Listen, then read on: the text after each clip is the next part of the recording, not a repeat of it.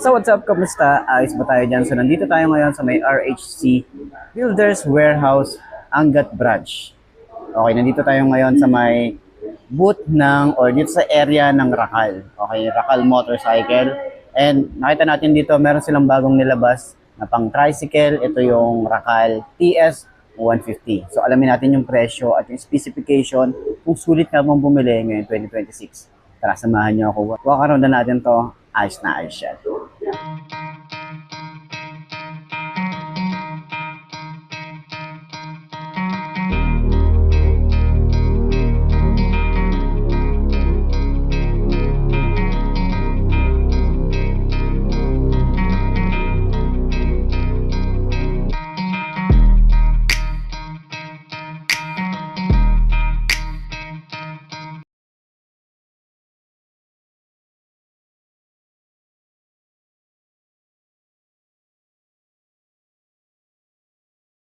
So ayun nga mga best, no, sa lahat ng mga nagtatanong magkano nga ba ang ganitong motorcycle, ilalagay ko sa screen nyo para at least meron tayong reference kapag kumuha tayo ng cash at hulugan. So sa tingin nyo, sulit nga ba ang presyo niya ngayong 2026? Comment nyo naman yan, at para dun sa lahat ng mga nakagamit na ng ganitong motorcycle, baka pwede nyo i-share dyan sa comment section ano nga ba yung mga naging experience nyo sa motorcycle na to. Ayos na ayos yan.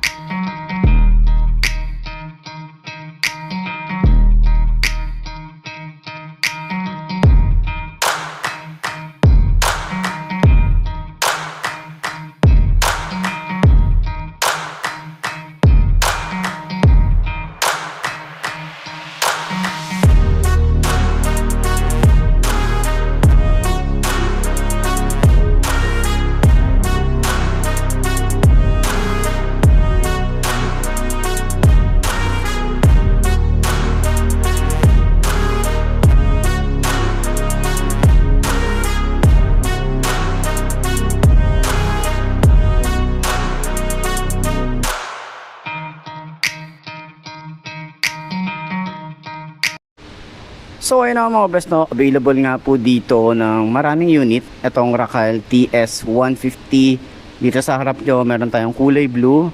Pakita ko na lang din sa inyo yung iba pa. Meron silang kulay black dito and then kulay red. So may 6 silang unit dito.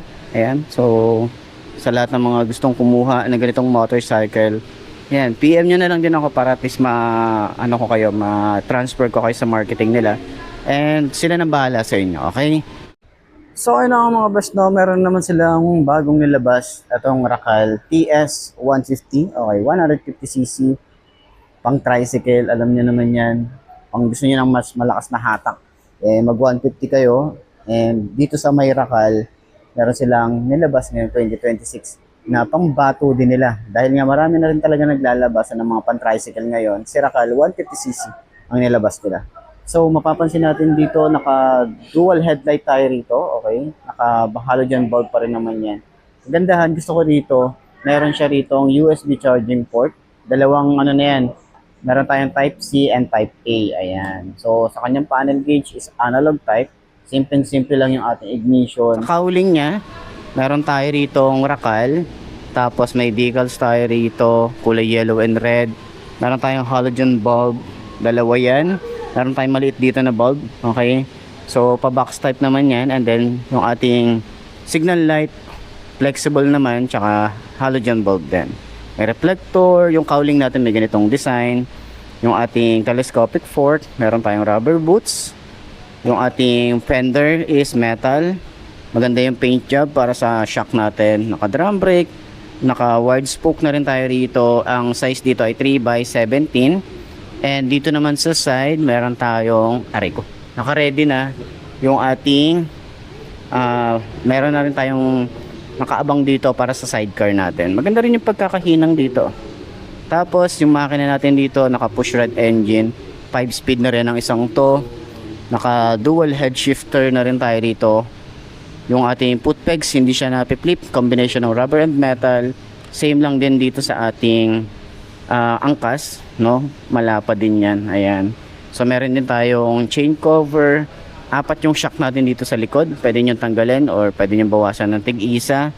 And meron tayo rito size ng sprocket ay 45T, ayan. malaki yung gas tank natin dito. Naka push rod engine tayo rito. And naka 5 speed na rin ang isang to. Tapos malapad yung kanyang upuan. And meron na rin tayo rito bracket para sa ating top box. Okay? So ngayon upuan natin, no?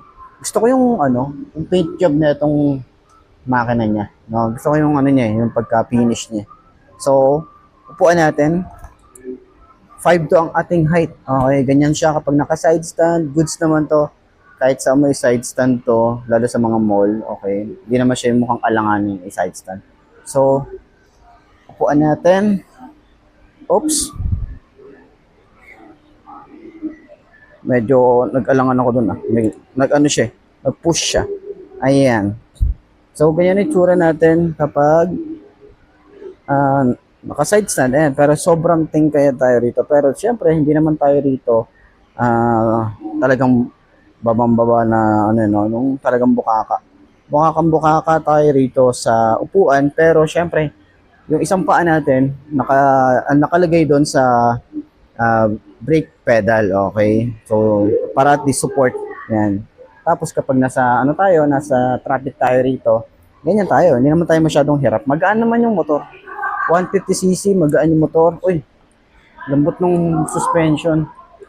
Ito, nasa 8/10 yung suspension nito. Tapos wala akong masyadong napapansin na medyo parang kailangan i-adjust. Okay, good stuff. Sa ating rear, same lang yung size ng ating tires.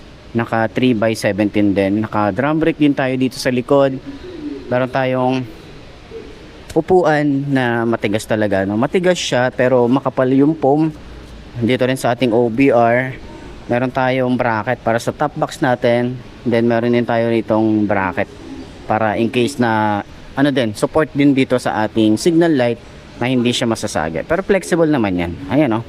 Naka-bulb type din tayo rito or halogen bulb. Naka-box type din tayo rito para sa kanyang taillight. Naka-halogen bulb din tayo rito. Lagay ng plate. Yung ating fender is metal ito. Yung extension niya plastic. Ayan. So sa side, yung tambucho natin dito, meron tayong rakal na makikita rito at mahaba talaga yung kanyang tambucho. Ito yung itsura niya. So ingat din tayo rito sa mga aangkas dahil nga wala siyang cover. Okay? May kickstart na rin tayo rito. Ayan, may rakal din pala dito na naka-engrave. May monitoring din tayo rito ng langis kung in case na kailangan nyo na magpalit or hindi pa. So, rear brake pedal, smooth lang din pero mababaw lang yung nyo. Okay? So, sa ating gas tank, tingnan nyo naman, parang pang big bike yung datingan niya. Diba? Ganyan ang itsura, pang big bike yung itsura. May USB charging port na rin tayo rito. Dito tayo sa side, baka against the light Meron tayong USB charging port din dito. Ayan, so type C and type A. Meron tayong panel gauge na analog type. Meron tayong speedometer, odometer, gear indicator na 1 to 5. May rakal dito sa side. Signal light, neutral pag naka high beam. Ito yung ating susi. Ito naman yung ating ignition. And sa ating switches, meron tayong park light, headlight, and off, hazard switch, electric starter, yung ating lever dito, meron tayong rubber na ganyan. Smooth naman yung ating front brake. Yung grip natin makapit din naman. Throttle niya medyo malalim. Medyo natitigasan din ako. Okay. So dito naman sa side, clutch natin dito. Ito medyo matigas din yung clutch niya. Meron tayo ditong rubber. Ayan, ganyan. High and low. Signal light and busina. Ayan. Turning radius niya, malawak din naman. Okay. Tapos, napansin ko dito yung gas tank na ito. Yung cup niya, pang big bike Yung itsura na ito, pang big bike yung datingan. Ang laki ng gas tank na ito. Ayan, kita nyo naman yan. May rakal tayo dito na nakalagay. Okay, sa upuan, matigas yung upuan kasi nga pag halos kadalasan sa mga pang tricycle is talagang matigas yung upuan tapos medyo mahaba. Ayan, ito saktuhan lang to pang dalawa. Kung magkaangkas ka ng bata, malamang yung iba dito iaangkas sa may sa may gas tank. So, yun lang naman, no? Sa likod, ilan ba yung nito? O, 4 din yung shock sa likod kaya syempre, yung tagtag na ito, expected nyo na, okay? Then naka siya push rod engine to, medyo ma-vibrate daw, sabi nila kapag naka-push start engine. So, ayan, sa tingin nyo, sulit nga ba ang ganitong motorcycle, itong pang tricycle, no? So, kung gusto nyo mag-sidecar, bili na lang kayo ng sidecar. And then, puntahan nyo na lang dito sa may RHC Builders Warehouse sa may Angat, Bulacan. Okay, nandito yung Racal motorcycle. Marami silang available na unit dito. So, hindi lang pala to yung kulay. Meron silang kulay red, black, blue. Okay? Yun yung available na kulay nitong TS150. So, ayun, nasa sa inyo na yun kung ano yung mas gusto nyo at mas ano yung angat para sa inyo. So, comment nyo naman sa baba kung ano yung mga naging experience nyo dito, lalo na yung mga nakagamit na ng ganito para ma-share natin sa iba na gustong bumili ng ganito ring motor. Okay? So, center stand natin. Magaan din kaya siyang center stand. Medyo mabigat. Pero goods lang. Kayang-kaya naman. Ayos. So, sa tingin nyo, sulit nga bang bumili ng ganitong motorcycle? Ito yung bagong Racal TS150. So, puntahan nyo lang dito sa may Angat, Bulacan, sa may warehouse nila. Okay, so madali lang din naman tong hanapin. Malaki yung warehouse nila. Okay, pasok lang kayo sa loob para makita nyo ang mga motorcycle na available ni Racal. So, ayan, sana nakatulong tong video na to sa lahat ng mga naghahanap ng ganitong motor. Ayos na ayos yan.